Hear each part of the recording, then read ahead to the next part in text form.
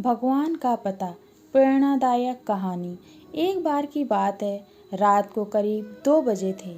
एक सेठ जी को नींद नहीं आ रही थी। उनका मन बहुत बेचैन हो रहा था। सेठ जी मन ही मन सोच रहे थे कि ऐसा क्या करूं जिससे मेरा मन शांत हो जाए और मुझे अच्छी नींद आ जाए। फिर अचानक ही सेठ जी के मन में ख्याल आया कि क्यों न मंदिर जाकर भगवान के पास बैठूं और उनका दर्शन करूं। हो सकता है इससे मेरे मन को कुछ शांति मिले। फिर क्या था, सेठ जी ने अपनी कार निकाली और मंदिर में जाकर भगवान जी के पास बैठ गए। सेठ जी के पास में ही एक दूसरा आदमी भगवान के सामने हाथ जोड़कर बैठा था।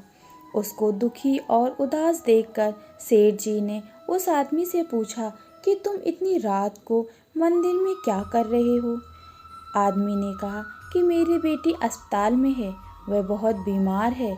यदि सुबह तक उसका ऑपरेशन नहीं हुआ तो वह मर जाएगी और मेरे पास उसका ऑपरेशन करवाने के लिए पैसे नहीं हैं। इसलिए मैं यहाँ भगवान से अपनी बेटी के लिए प्रार्थना करने आया हूँ।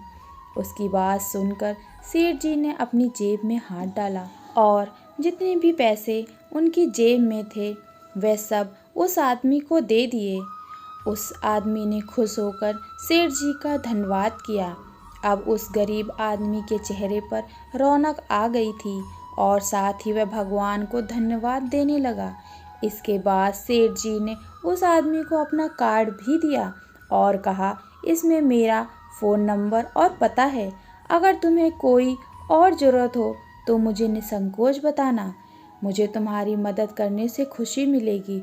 उस आदमी ने सेठ जी को कार्ड वापस कर दिया और नम्रतापूर्वक हाथ जोड़कर कहा, मेरे पास उसका पता है, इसलिए मुझे इस पते की कोई ज़रूरत नहीं है। सेठ जी ने बड़े आश्चर्य से पूछा, किसका पता है भाई? उस गरीब आदमी ने कहा, जिसने आपको आधी रात में 2 बजे यहाँ भेजा है, उसका पता। सेठ जी मुस्कुराए और घर जाकर शांति से सो गए। उस गरीब आदमी की मदद करने के बाद सेठ जी को एक अलग तरह का सुकून मिला और सेठ जी का मन भी शांत हो गया था।